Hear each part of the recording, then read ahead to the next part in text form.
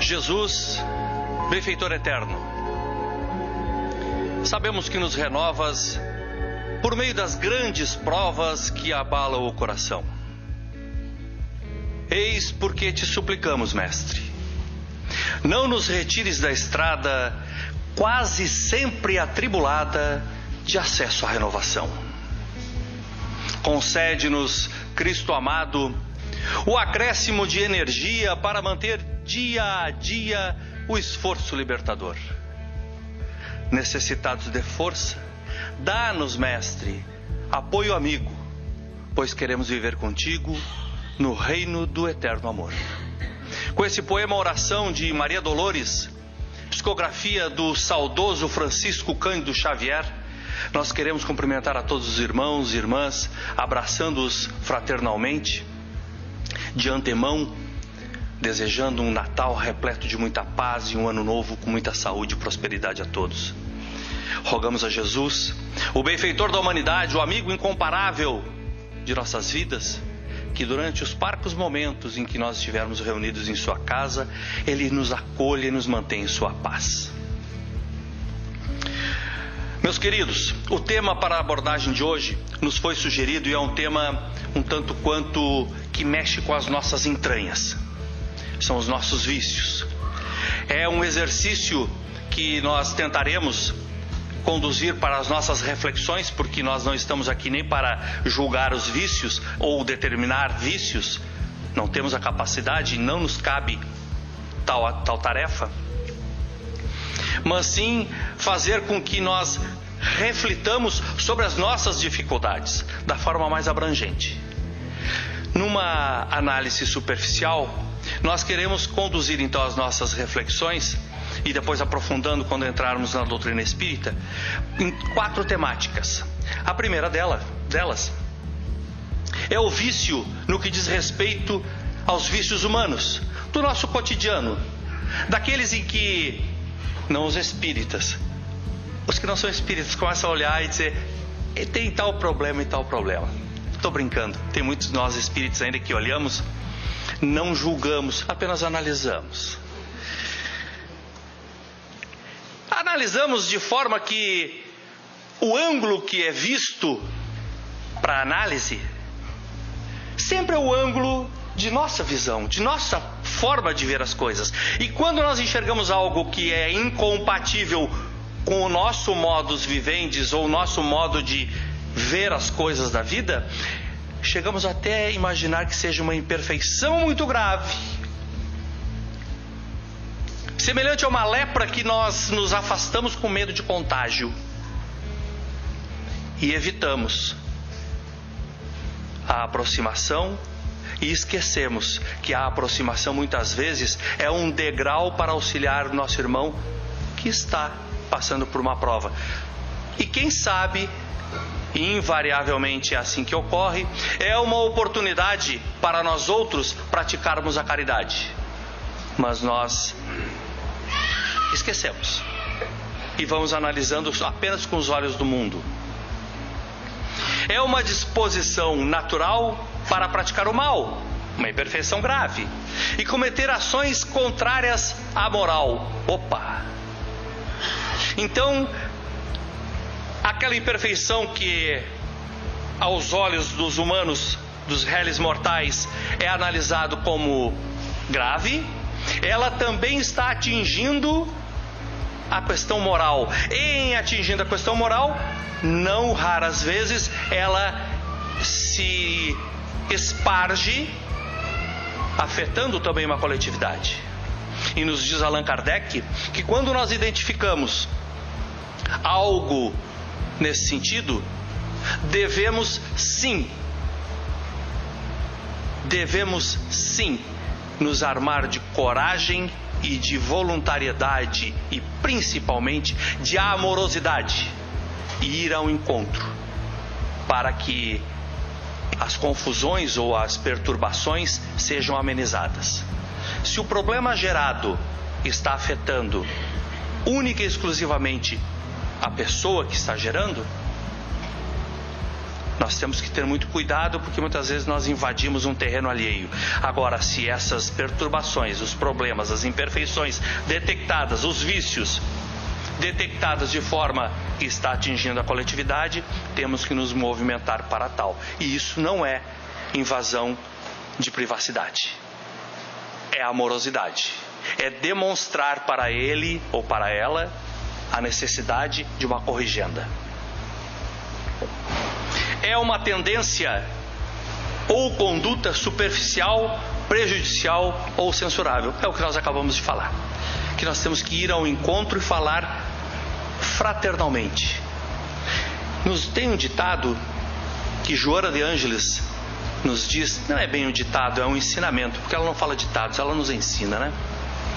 Ela diz que a verdade é uma joia que tem que ser cuidada com todas as forças e tem que ser regada e alimentada com todos os nossos esforços. A verdade. Porém, a verdade, por ser uma joia, ela tem que ter cuidado de ser dita a verdade, porque experimente você a pegar uma joia, um anel, e jogar no rosto de alguém, machuca. Assim é a verdade quando ela é jogada abruptamente. Então, inclusive, para que nós possamos fazer algumas abordagens com a verdade ao nosso lado, nós temos que ter o cuidado de chegar de mansinho e gotejando paulatinamente aquilo que nós entendemos, e talvez não sejamos nós os donos da verdade. E com certeza não somos. Se fôssemos os donos da verdade, nossos espíritos não estariam encarnados aqui. Mas, à luz da doutrina espírita, quando estamos intuídos ou quando estamos alicerçados pela doutrina espírita, nos sentimos mais fortalecidos e vamos gotejando. Imaginemos nós, quando nós identificamos nos nossos lares, que é ali onde tem os grandes problemas, as grandes mazelas, chegarmos por um filho e apontar os seus defeitos, os seus vícios. Não raramente vai começando a abrir um abismo entre pais e filhos, que só mais tarde, quando isso ocorre, há um entendimento. E aí me lembro de minha saudosa avó, quando dizia para esse que vos fala, quando era jovem, eu já fui jovem, já tive cabelo e já fui peralta, tudo isso já fiz. Ela dizia assim: tu só vais entender. Meu pai dava as reprimendas e eu não aceitava, assim como um jovem rebelde, né, dos anos 70. Tu só vais entender quando tiveres teus filhos. E eu não dava bola, eu estava tão longe. Agora já sou avô, comecei a entender, estou me formando em pós-graduação de entendimento de comportamento de filhos e netos. Mas tem que ter carinho, senão nós afastamos. Agora nós vamos dar uma pincelada sobre os vícios na análise da medicina. É uma tendência habitual para um certo mal. Os médicos, com a técnica, com o olhar técnico, hoje já estamos tendo a interferência, digamos assim, um consorciamento, se podemos assim dizer, de medicina e espiritualidade, mas nem todos pensam assim. De uma forma mais ampla, a medicina vê os vícios como uma tendência para o mal. E aí vem as questões terapêuticas e medicamentosas que tornam, por vezes, o paciente de certos vícios dependentes. Abrem um buraco, pegam a terra para tapar um outro buraco, por assim dizer, fazer uma analogia ao consertar, ou melhor, ao cobertor curto. Tapa-se a cabeça e destapa-se os pés. É um defeito físico, uma deformidade, uma imperfeição que eles veem como algo que não tem corrigenda,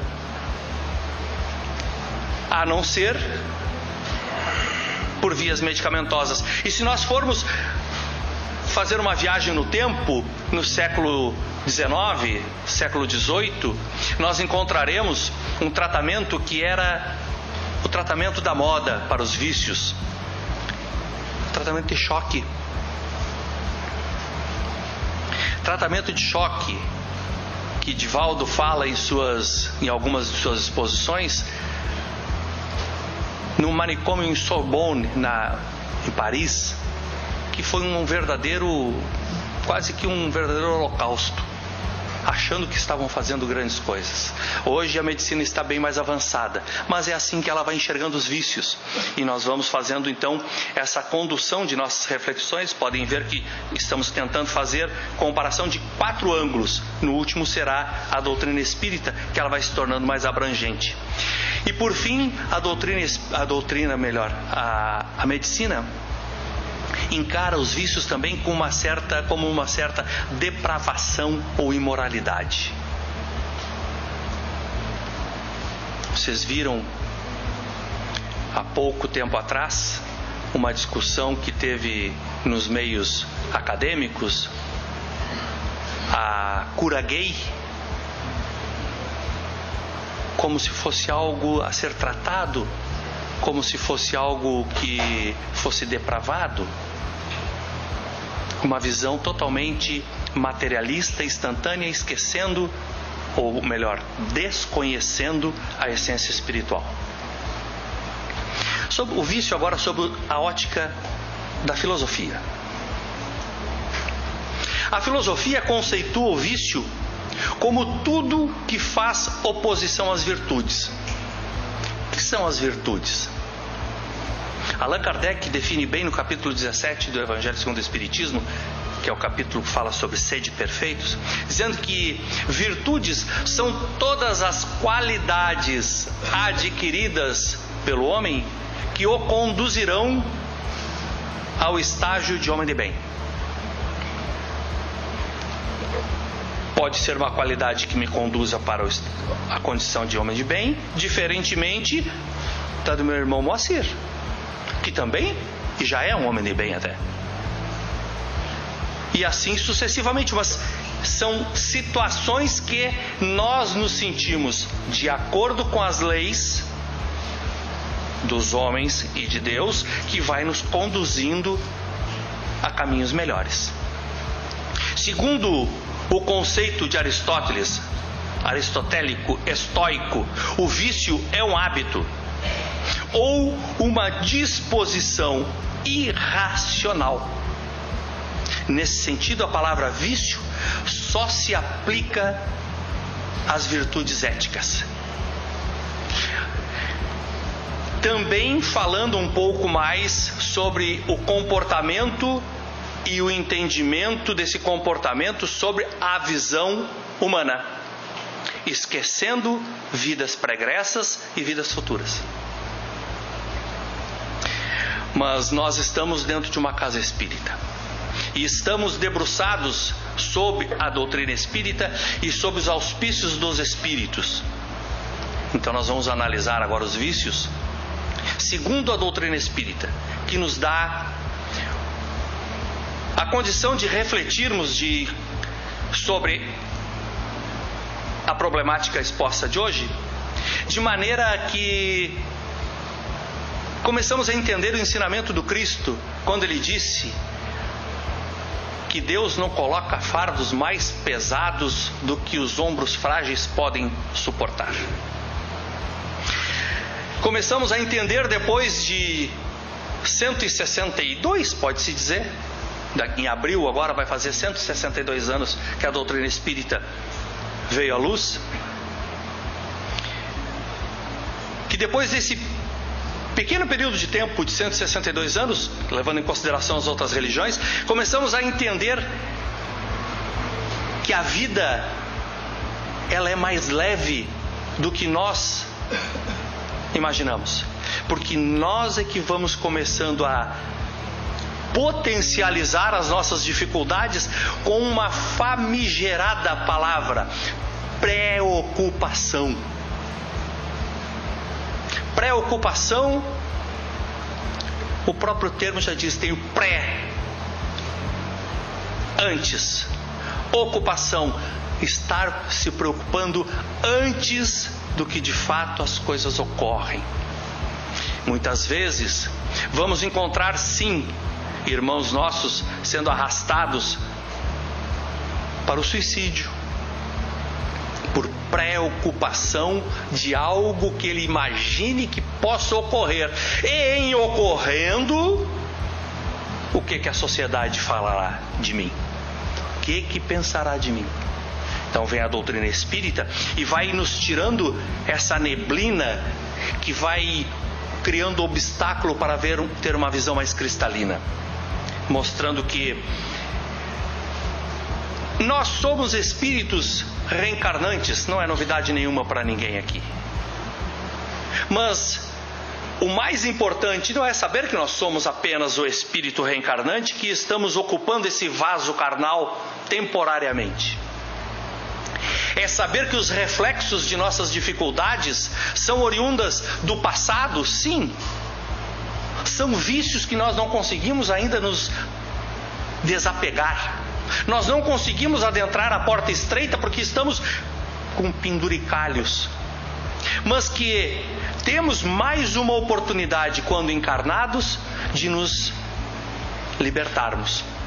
Para tal, nós precisamos encarar a vida de uma forma mais abrangente, mais ampla, entendendo que todas as nossas dificuldades e vícios são oportunidades e não karmas, como muitos pensam que o espírita, quando está passando alguma dificuldade, eles nem olham com piedade, porque o espírita tem que sofrer mesmo. O espírita é um sofredor. Não. O espírita não veio ao mundo para sofrer. Aliás, ninguém veio ao mundo para passar dificuldades que não sejam as necessárias para o nosso progresso espiritual. Agora, a doutrina espírita dá a condição para o espírita praticante, o espírita convicto, dele entender as suas dificuldades. E entendendo as suas dificuldades, vencê-las. Porque a nossa grande disputa não é com o nosso semelhante, não é com a nossa esposa, com o esposo, com os filhos, com o colega de trabalho, não. São tudo oportunidades. São situações que nós brincamos, fazendo uma analogia ao nosso trânsito caótico, são alguns buracos, alguns quebra-molas que nós temos que transpor. E conforme vamos vencendo a nós próprios, que o grande vitorioso, aliás, o grande derrotado será nós próprios, porque nós haveremos de vencer a nós próprios. Os quebra-molas vão diminuindo, os buracos vão ficando mais aplainados, e começamos a andar com maior tranquilidade. Ao passo que, quando nós nos atemos a tentar vencer o nosso semelhante, ou buscar a felicidade no nosso semelhante, troquei de parceira porque ela não me traz felicidade, passa por outro, ou troquei o parceiro, ou troquei a namorada, troquei de emprego, ok, é um livre-arbítrio, mas buscar a felicidade exteriormente, digo que é quase que impossível quando não se está apacentado, apaziguado interiormente. Então é dessa forma que a doutrina espírita começa a nos dar uma visão mais abrangente dessas questões, e nós vamos ver depois que os vícios que nós nos preocupamos em esconder, muitas vezes eles estão dentro de nós. Considera-se então a imortalidade do espírito como um caderno aberto, um livro aberto, sem palavras, sem letras, cabendo a cada um de nós escrever. Chico Xavier nos dizia sobre isso, quando certa vez, ao entregar a carta a uma das mães que fora buscar o conforto da notícia de um filho, e o filho do lado de lá, com a visão já translúcida do espírito, e não mais somente com os olhos da carne, diz para que a mãe parasse de sofrer e mudasse o seu comportamento. Mudando o seu comportamento, ela conseguiria caminhar a par e passo em direção à pseudo-felicidade, porque o que nós vamos atingir aqui na Terra é uma pseudo-felicidade. Quando nós temos um momento fugidio de felicidade, nós achamos que estamos em êxtase e esquecemos que a nossa caminhada ela é muito mais de dores e desafios. E aí Chico fala a ela dizendo que recebe a mensagem e ela diz: Chico, como farei? Como as minhas vizinhas, como os meus vizinhos poderão me encarar, me ver, se eu sempre fui assim? E ele diz a frase célebre: esqueça o passado. O passado, o próprio nome já disse, passou. À sua frente, todos os dias, quando as pálpebras se abrem depois do sono físico, é uma oportunidade de estar como se estivesse com uma página em branco em sua frente. Escreva um futuro melhor e esqueça o passado. A história nos diz que a mãe começou a semear de outra forma a sua lavoura e começou a sentir-se mais feliz. E é desta forma que, no tocante aos vícios, sob a ótica da espiritualidade, o momento de despertar é o momento em que nós começamos a ter consciência da necessidade das nossas reformas. A reforma íntima, tão esperada, tão desejada por muitos e tão execradas e temidas por outros. Que a reforma íntima é uma das causas de maior evasão das casas espíritas.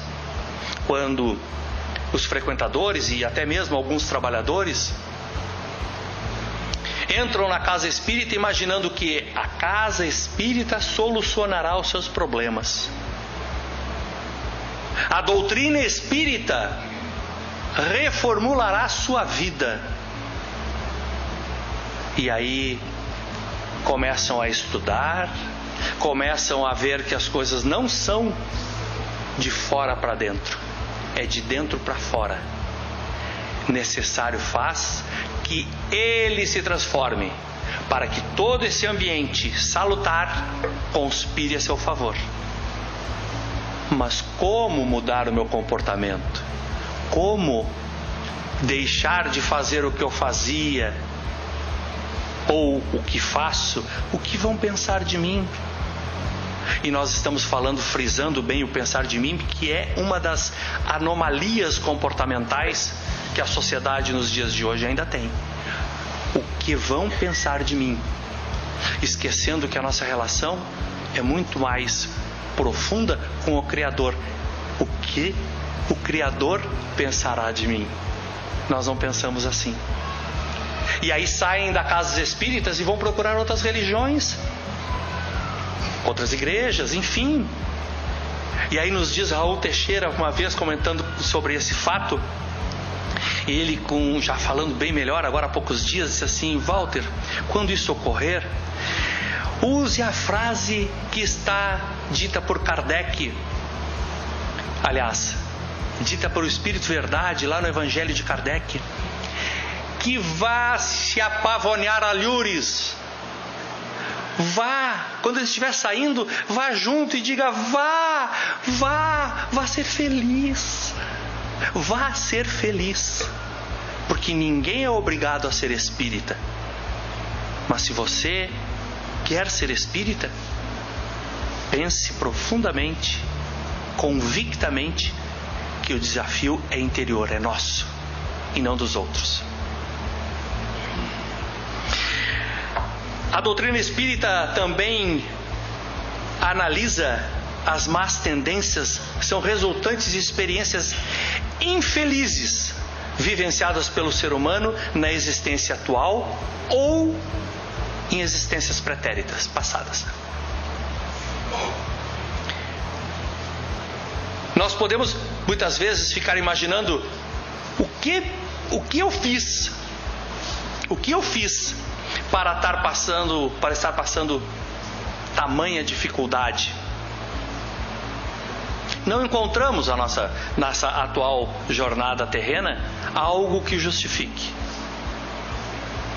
Nos diz a doutrina espírita que nós remontemos o passado e tenhamos a certeza de que é algo que nós plantamos num passado não muito distante. Mas aqui nós nos atrevemos a dizer o seguinte: não precisamos também superlotar os consultórios de psiquiatras, psicólogos que trabalham com regressão, porque não precisamos ser Tomé para ver, para crer. A doutrina espírita faz com que nós tenhamos uma fé raciocinada de maneira a entender. Por isso é que muitas vezes dizem que o espírita é fadado ao sofrimento. Não. Porque o espírita aceita resignadamente, não esbraveja, não se move. Não, muito pelo contrário. O espírita é uma fortaleza. É uma fortaleza que resiste às tentações dos nossos irmãos menos felizes, quando do convite a um suicídio, às alucinações terríveis psicológicas. O espírita, convicto e sabendo que a causa, começa a combater essas dificuldades e resiste com galhardia, vencendo a si próprio. Quem sabe, quem duvida, que uma outra encarnação não houvera sido um suicida,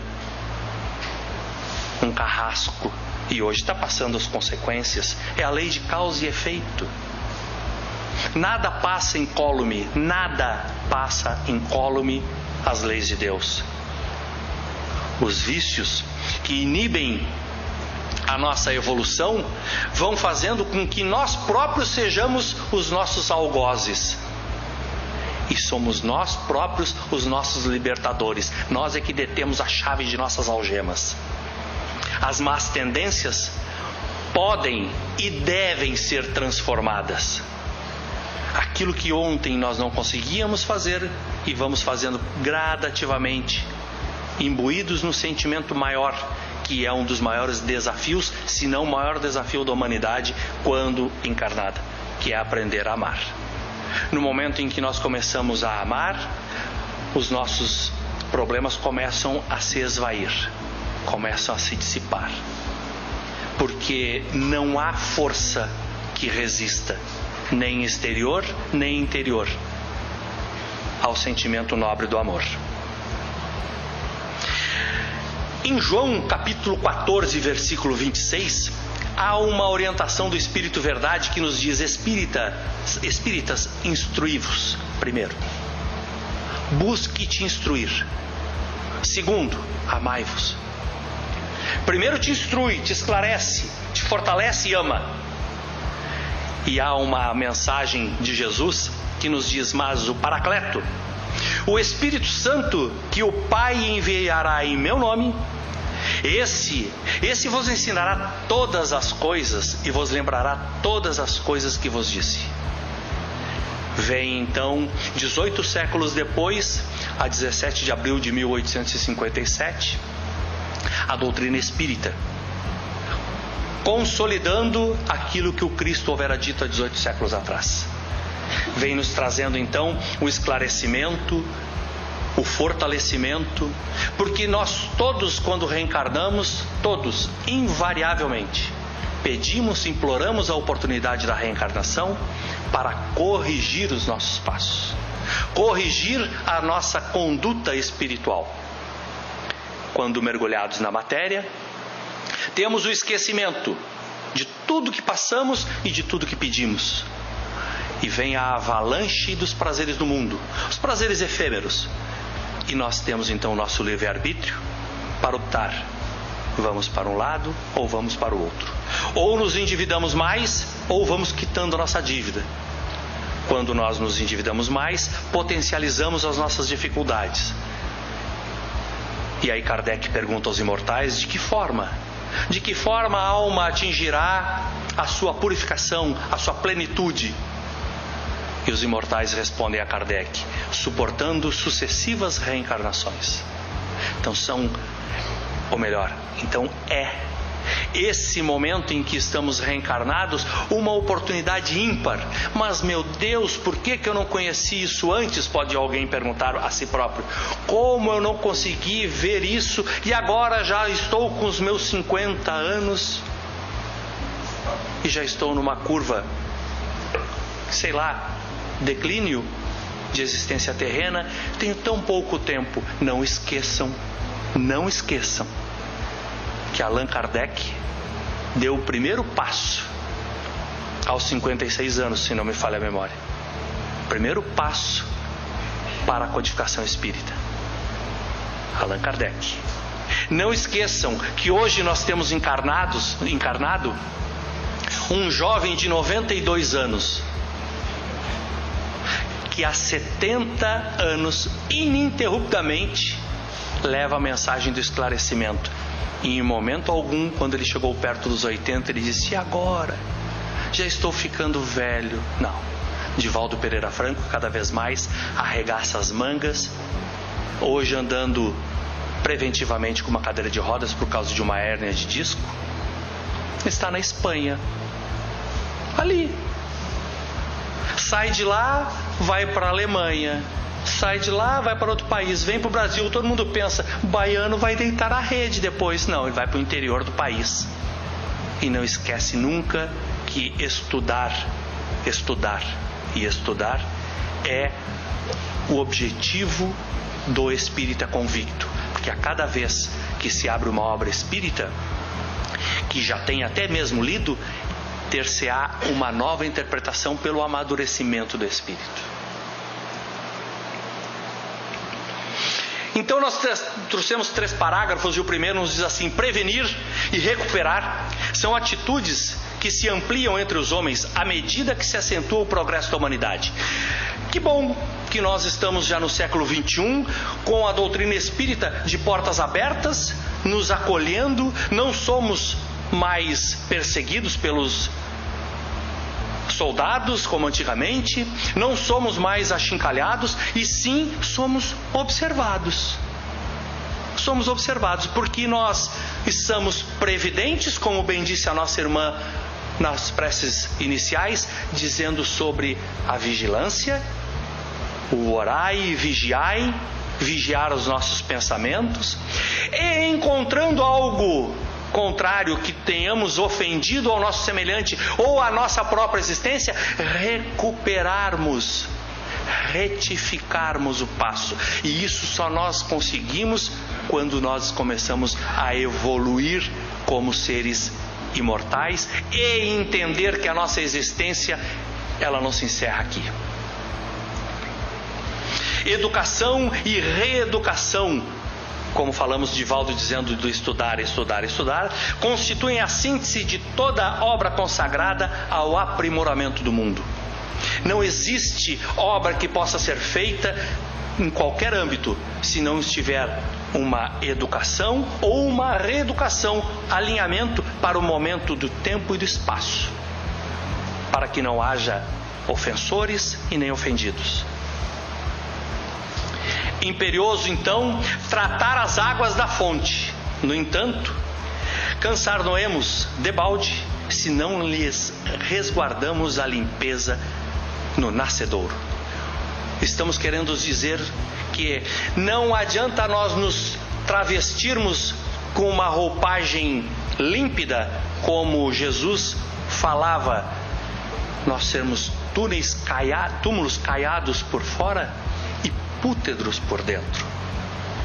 Necessário se faz que nós alimentemos o nosso espírito com boas vibrações, trazendo para nós o ensinamento e a prática evangélica do Cristo. Em momento algum Jesus disse aos seus apóstolos, e em momento algum a espiritualidade disse a Kardec para que transmitisse aos seus adeptos: vai ser barbada, vai ser dura. Mas dura a caminhada porque nós é que endurecemos. Afinal de contas, todos nós fomos criados pelo Pai simples e ignorantes, puros.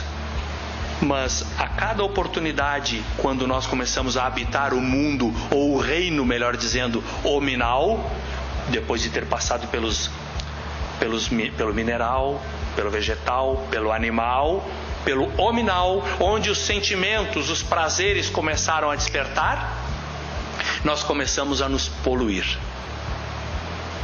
Poluir pelos ouvidos, poluir pelos olhos. E começamos então a determinar ou desejar algo superior àquilo que é necessário para a nossa existência. Isso não é um vício? E quem é que gerou esse vício? Foram os outros que vieram e nos injetaram? Não. Simplesmente nos colocaram à disposição.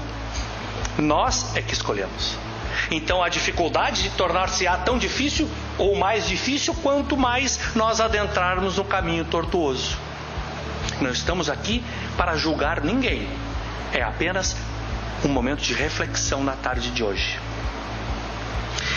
Porque muitas vezes nós que estamos aqui na condição de palestrante e falamos a vocês que somos avô, nós temos joias que são espíritos que reencarnam quando pais, reencarnam sob nossa responsabilidade, porque nos é dado um espírito já calejado, muitas vezes um espírito mais maduro do que os próprios pais.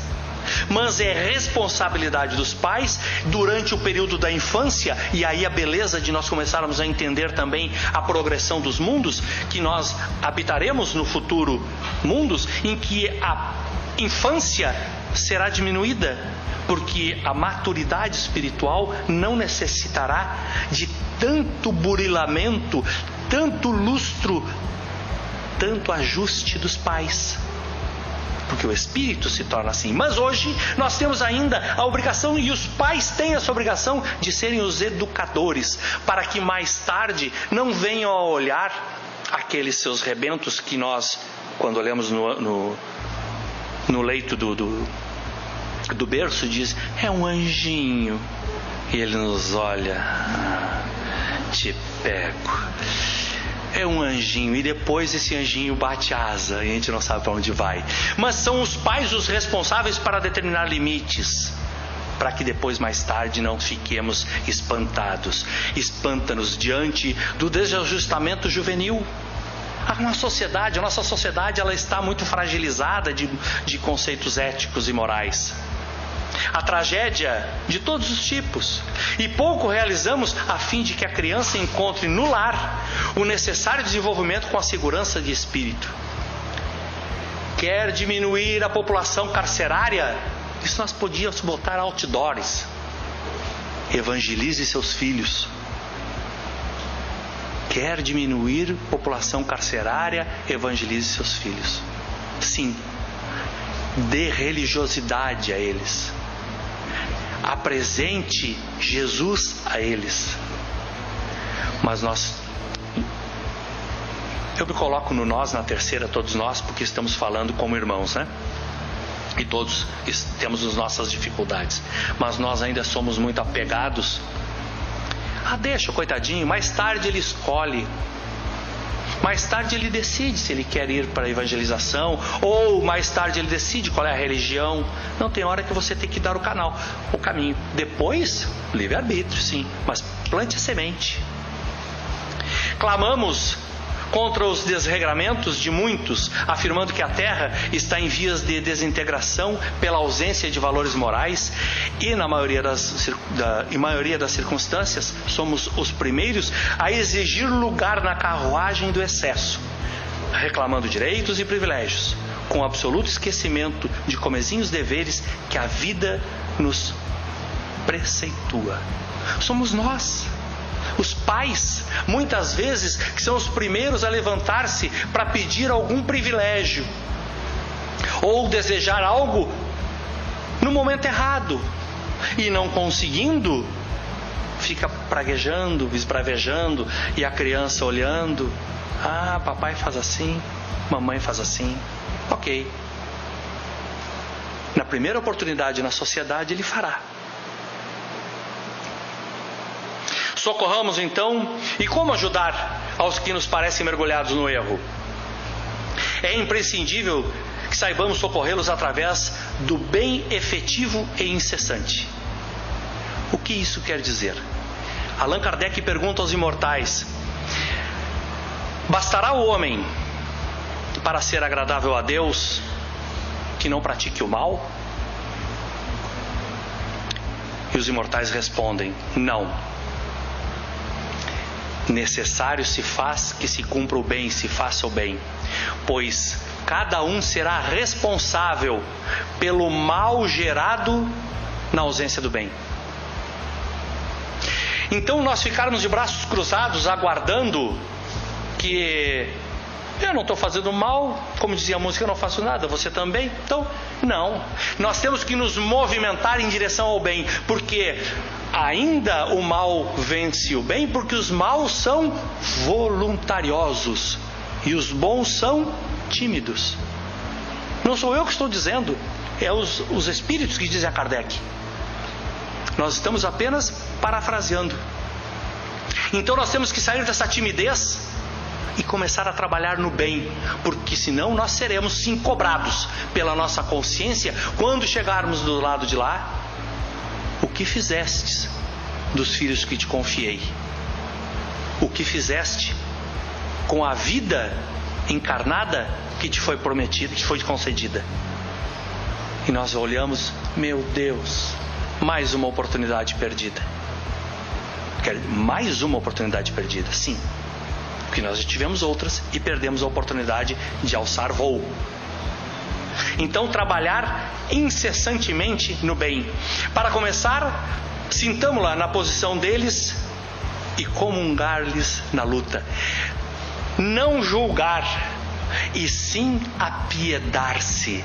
Colocar-se na posição dele.